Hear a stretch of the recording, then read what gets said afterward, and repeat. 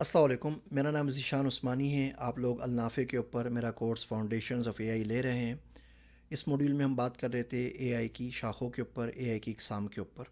बात को आगे बढ़ाते हैं। हम एआई की शाखें देखते हैं बेस्ड ऑन फंक्शनैलिटीज़, यानी अमल के हिसाब से, काम की कारकर्दगी के हिसाब से एआई को हम कितनी ब्रांचों में डिवाइड कर सकते हैं। बेसिकली ये 4 इसकी टाइप्स बनती हैं। पहली बनती है रिएक्टिव मशीन्स।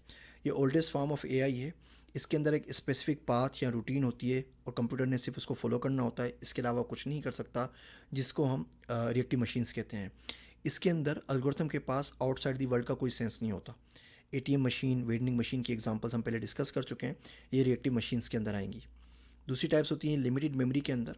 इसमें जो एआई होती है it learns from data, experience और past. Our machine learning filters in previous lecture जो हमने डिस्कस किए थे, आपको याद होगा हमने एक बनी था उसको कंपेयर किया था, वो मेरे और बनी के अंदर पहचान करता था।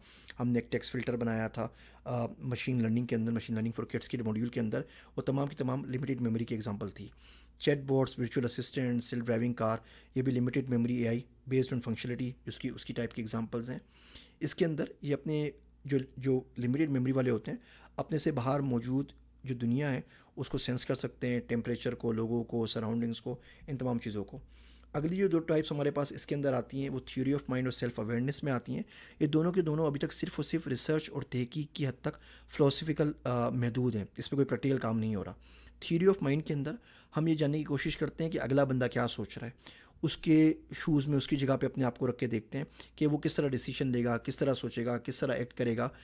इस तरह की जो एआई है, जो हम गेम्स खेलते हैं, जैसे शतरंज का गेम है, कोई और गेम है, प्रिजनर्स डिलीमा वाला गेम के एग्जांपल्स होते हैं, उसके अंदर हमें बड़ी हेल्प करती है। लेकिन अभी तक ये सिर्फ और सिर्फ रिसर्च या फ़िलोसॉफिकल डिस्कशंस तक महदूद है।